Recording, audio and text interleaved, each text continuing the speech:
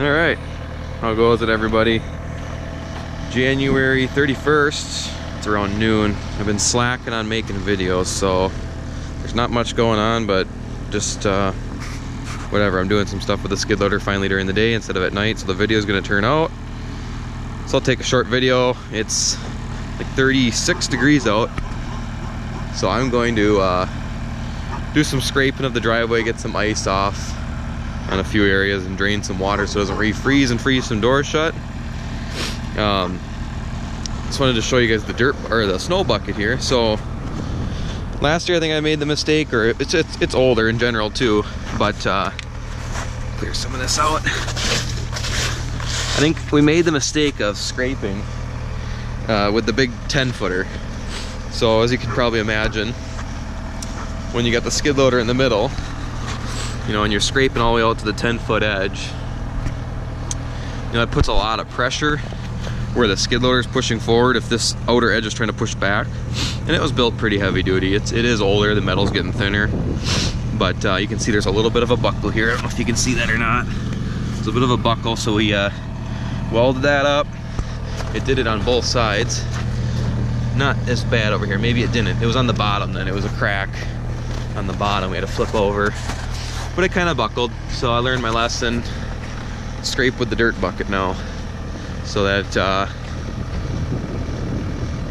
yeah, so that all the pressure's right there. And obviously, for those who don't know or whatever, the connector plates, there's not much sticking out past the machine. So, and they're built really heavy. You can see there's like an extra plate right here. I almost wish they did that with this, and I mentioned it to the welder guy that fixed this, but he was afraid that it would add a lot of weight. So we'll see. It's still a good bucket. Anyways, for something change of pace, I'm gonna dig out this door here. You guys can watch me do that with the skid loader if I don't slip and fall. Mainly because all this water that's starting to pool up here, if that freezes tonight, this will freeze the door shut. But we just got some chickens. We got a new batch this a couple weeks ago, and it's good for farm fresh eggs, whatever. One goofy one right here. I don't know what kind this is. Always got to be a goofball in every pack, right? So, yeah, here, I'll show you. Not very much for light, but anyways, eggs and eggs. Gotta love it. Excuse me. So anyways, they want to get out because they like to roam the yard, but there's nothing for them to roam in the winter. So I'll dig this door out. I'm gonna scrape the cement off, scrape the driveway, drain down by the highway a little bit, because that's a pretty poor design, our driveway, the way the state did it at the end. But before I ramble, I want to show you guys what I'm talking about. So we used to have a cat, and for those of you, maybe some of you saw it in the comments, I was talking to somebody, but we used to have a 2007 Cat 247B track machine. Obviously the 247s are, but we had it for 3 years I think, and I was, I don't know, I was 17 when we got it. Anyways, once I got a little more mechanically inclined, and I noticed that it would have been right about here where the tracks came over. It kept leaning in a little more and more. So anyways, so it was leaning in, all right? And I'll ramble about that here in a second, but before I get back in, for those of you that want to see inside here, it's a Kubota. I'm fairly certain it's a Kubota. They're like 63 or 67 horsepower. Good engine. So anyways, back to the track wheel debate as I ramble and work here.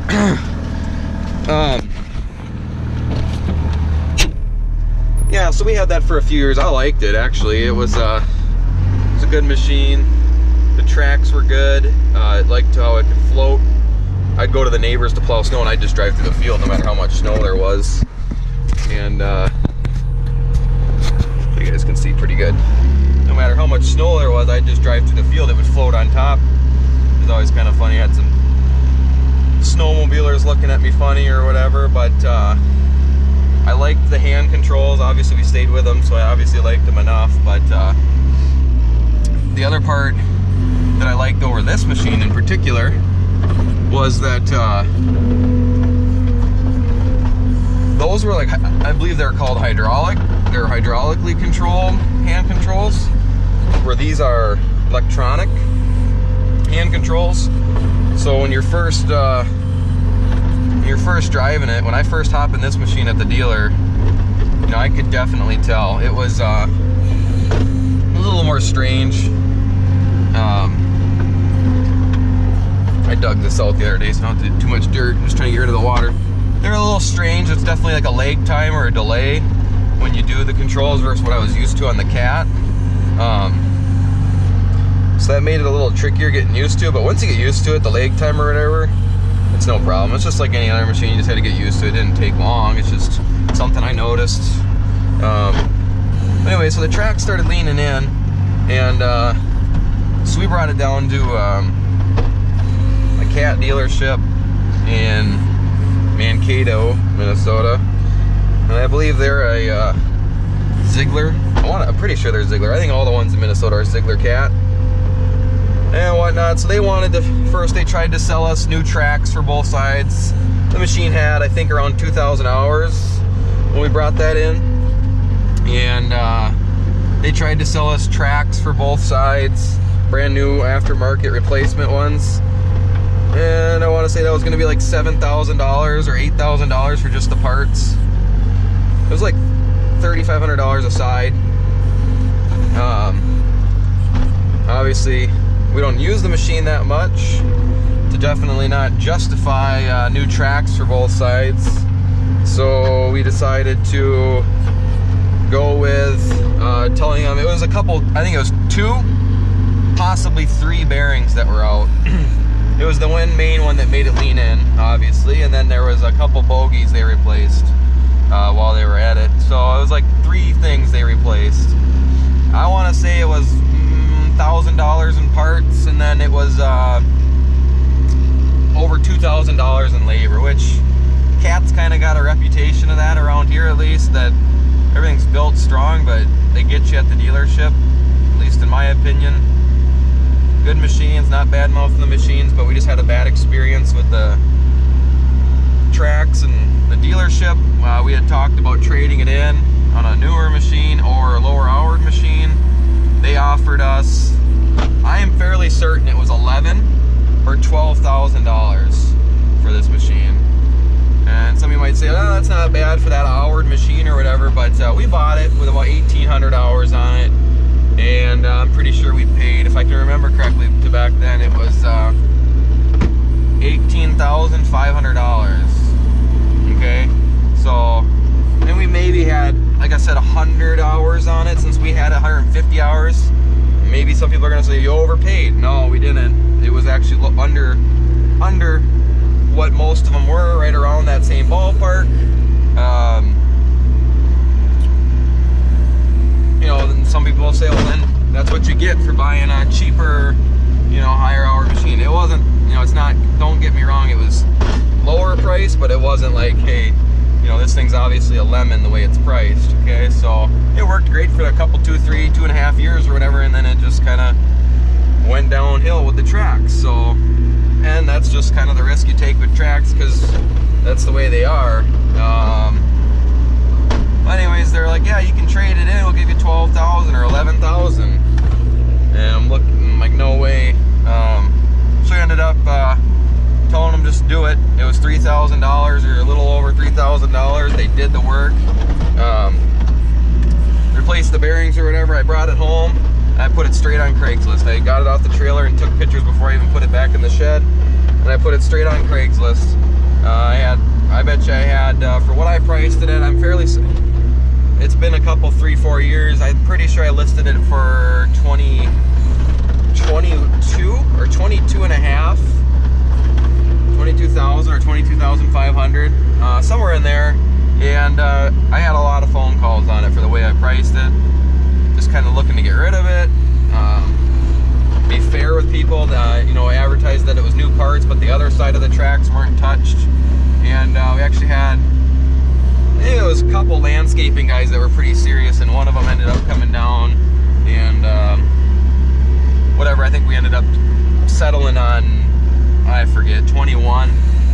or something, 21 and a half. He was gonna replace the other side. He had all the parts and abilities and tools to do it himself because he actually has a fleet of them. So whatever, it was a win-win situation. That's how Craigslist goes. At least in my opinion, you never list it for what you actually want because you're always gonna get haggled, and that's how Craigslist goes. So we settled on a price, and we either made it out where we didn't lose any money on the skid loader, or we only spent, basically we depreciated $500 in a matter of 4 years. So we were happy. He was happy to get another track machine. We got out of a track machine because like we were done with that, and whatever. So now we were out of it. So now we got this wheeled machine with we did look to stay with Cat, just with a wheeled machine, but obviously we had a negative experience with our dealer. So we went and looked for Bobcats, and I'm a big Craigslist guy.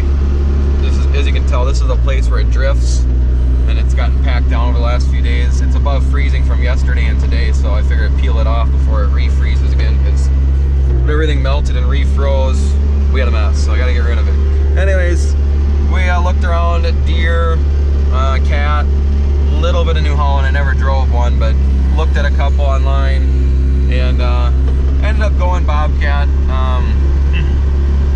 We got a Bobcat dealer in town, obviously, if you've seen my other videos, the Matichek's Implement, Case IH. They also deal Bobcats. We ended up getting this one from a Bobcat dealership that's Wisconsin based. I'm fairly certain it's called Bobcat Plus. And we got it from a guy over in Chippewa Falls. His name was Jim. Pretty sure he ran the place, or he was a manager or something. He was good to work with. So that was a good experience. This one was a little more expensive. It's a 2008 model, and we got it with 380 hours on. And pretty sure we paid 24 and a half. So we got everything on it, joysticks, everything except for 2-speed and high flow. And we don't run any hydraulic attachments, so high flow wasn't a need. And 2-speed's like a $4,000 upgrade at least in the factory, but when you're selling them used, it seems to add quite a bit. And we're just ever using it only at our place, or go over to a couple neighbors to plow snow. A couple elderly people that live in the neighborhood that we help out. So 2-speed's not really a need either. So it was a solid machine. It was a one-owner machine. It was a farmer. I know they give that spiel to everybody at the dealership, but it was legit. They plugged the computer in for us right there when the guy brought it in, and it had no error codes. So there's another positive, honest dealership experience. And then obviously our dealership, Matichek's, has been good to us. When I brought it in for the joystick issue, they could have throttled us for an $1,100 part plus labor to install it, but instead they were honest and told us what was wrong, that it was a simple fix, and it was $180. So it's just little things like that. Dealer support, it plays a huge role in my opinion. So just a little story on tracks versus wheels, and our, I guess, transition to this brand. We do have a couple deer dealerships that are within 20 minutes of each other, or 20 minutes, both of them from here, and they're good and everything. Just a little more expensive to get the joysticks because they didn't come out with those until a little while later, or at least the style of joysticks that I liked. Tracks again were nice, floating across things, mud, snow. I do like the ability to do this, spin around, right? And some people go, oh, you can do that in tracks on the ice. Yeah, you can.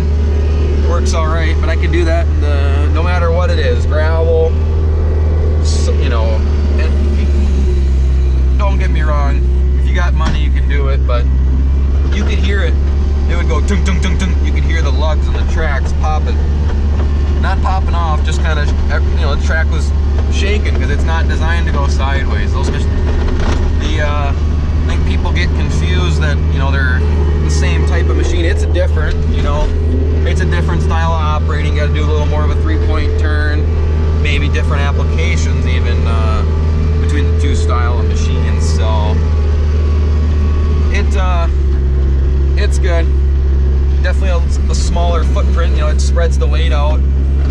Being able to float over the grass, you never really left marks unless you turned when you were on the grass. Then of course you left some pretty good marks, but tired machine, it seemed to sink in. You know, it is a 6.5, 7,000 pound machine, plus whatever you're carrying. So when we're putting up big squares or whatever going across the lawn to the back, you definitely see the tracks in the lawn. They get pushed out by the frost, but it's just pluses and minuses, advantages, disadvantages to each type of machine. So that's just kind of my experience. And then also, guys, I'm just kind of wondering, obviously you've noticed I've stalled out on videos. I don't have a lot to do with the farming in the winter, just because it's a grain farm. I'm pretty sure this last week, well actually yesterday, and I'm pretty sure yesterday, maybe a couple loads before that, but yesterday I think they hauled a couple loads. I was working my other job, and I'd seen both trucks go on convoy style down to a turkey feed grind place with some loads of corn. So I'm pretty sure they're just firing up, loading corn. It was above freeze, it was like 44 degrees yesterday, so it was a good day to get the augers so they weren't frozen and everything to haul. So I'm gonna try to get a couple videos of that or whatever. But what do you guys want to see? I mean, I feel bad I'm posting a couple older videos, but that was prior to my commentary days, so it's a lot of just the noises of the machine, which I'll post one here or there. But what do you guys want to see? You want to see more Bobcat videos? You want me to go out and crawl in one of the grain bins and show you what that's like, one of the ones they haven't hauled out of, so it's safe, obviously? Or what do you guys want to see? You tell me. Obviously I'm gonna film quite a bit, and I appreciate everybody watching. So looking forward to spring, getting some new footage, and getting back in the field and getting some tractor videos. But you guys tell me what you want to see, and I'll see what I can do. So I will go from there. I don't want to make this video too long, which I'm sure it already is. It's got to be 10-15 minutes already. So thanks for watching, everybody, and let me know what you guys want to see. Thanks.